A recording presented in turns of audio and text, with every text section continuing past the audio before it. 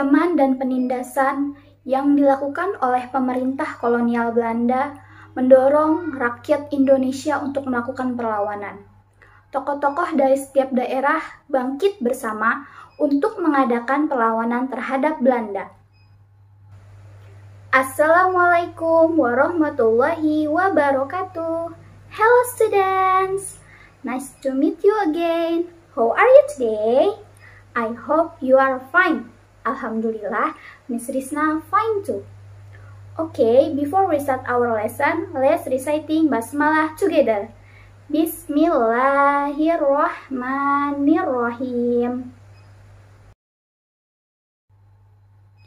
Pernahkah teman-teman melihat gambar tersebut?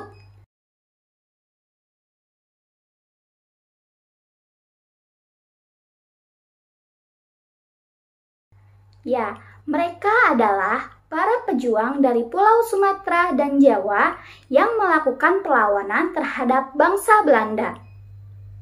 Hari ini, kita akan mengulik sejarah perlawanan rakyat Indonesia terhadap Belanda di wilayah Pulau Sumatera dan Pulau Jawa. Yang ada pada tema 7, subtema 1. Adapun tujuan pembelajaran hari ini, dengan teman-teman mengamati video ilustrasi dan sejarah perlawanan rakyat Indonesia terhadap Belanda, teman-teman dapat menjelaskan faktor-faktor penting penyebab terjadinya perlawanan rakyat Indonesia di Pulau Sumatera dan Pulau Jawa terhadap Belanda.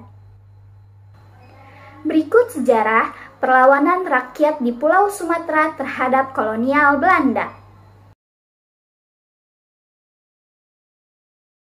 Tergambarkan pada Perang Aceh di 26 Maret tahun 1873 silam. Sikap arogan Belanda yang menerjunkan militernya untuk menguasai Aceh membuat masyarakat setempat tersulut amarahnya dan kemudian memutuskan untuk berperang. Pertempuran demi pertempuran berdarah tersaji di kedua belah pihak. Sengitnya perlawanan pada pejuang Aceh membuat militer Belanda kewalahan hingga perang pun berlarut-larut selama 30 tahun lebih. Teman-teman, Perang Aceh dilatar belakangi oleh tindakan Belanda melanggar beberapa traktat atau perjanjian terkait kerajaan Aceh. Adapun traktat yang dilanggar oleh Belanda yaitu Traktat London yang sebenarnya menjamin keamanan perairan Aceh.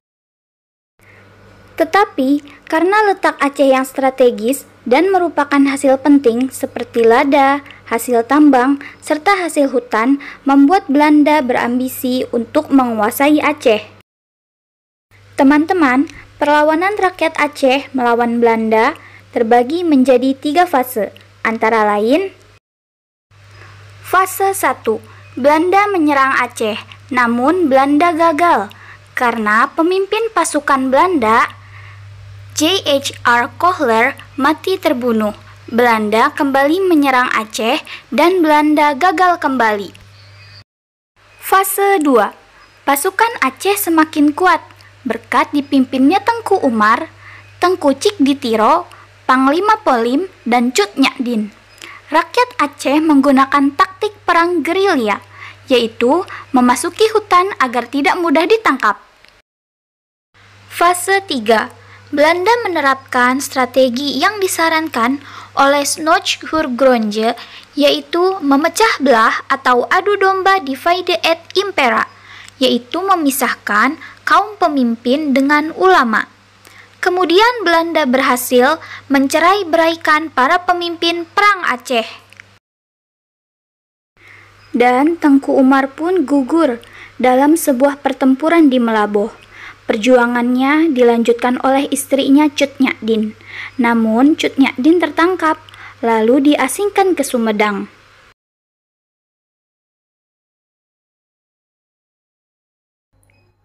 Teman-teman, perlawanan rakyat di Pulau Sumatera melawan Belanda juga terjadi di Sumatera Barat. Perlawanan rakyat Sumatera Barat ini dikenal dengan sebutan Perang Paderi. Perang Paderi dilatar belakangi karena adanya politik adu domba Belanda terhadap kaum adat dan kaum Paderi. Akibatnya, timbul ketegangan dan bentrokan. Kaum adat yang kalah meminta bantuan pada Belanda dan Belanda menyetujui asalkan Minangkabau diserahkan pada Belanda. Namun, akhirnya rakyat Minangkabau, baik paderi ataupun adat, menyadari kekeliruan dan bersatu padu melawan kolonial Belanda. Perlawanan dipimpin oleh Tuanku Imam Bonjol yang bernama asli Peto Syarif yang berasal dari Bonjol. Belanda merasa kesulitan karena pertahanan pasukan Imam Bonjol yang kuat. Namun pada akhirnya kekalahan kaum Paderi terjadi setelah perang di Jawa berakhir dengan menerapkan sistem benteng sehingga menghambat gerak kaum Paderi. Akhirnya, Imam Bonjol terpaksa mengadakan perundingan dengan Belanda. Tetapi, perundingan itu gagal. Pertempuran pun terjadi, dan benteng Bonjol jatuh ke tangan Belanda. Imam Bonjol berhasil ditangkap dan ditahan. Ia diasingkan ke Cianjur, kemudian ke Ambon, dan yang terakhir ke Manado, sampai ia wafat di sana. Berikut sejarah perlawanan rakyat Jawa terhadap Belanda.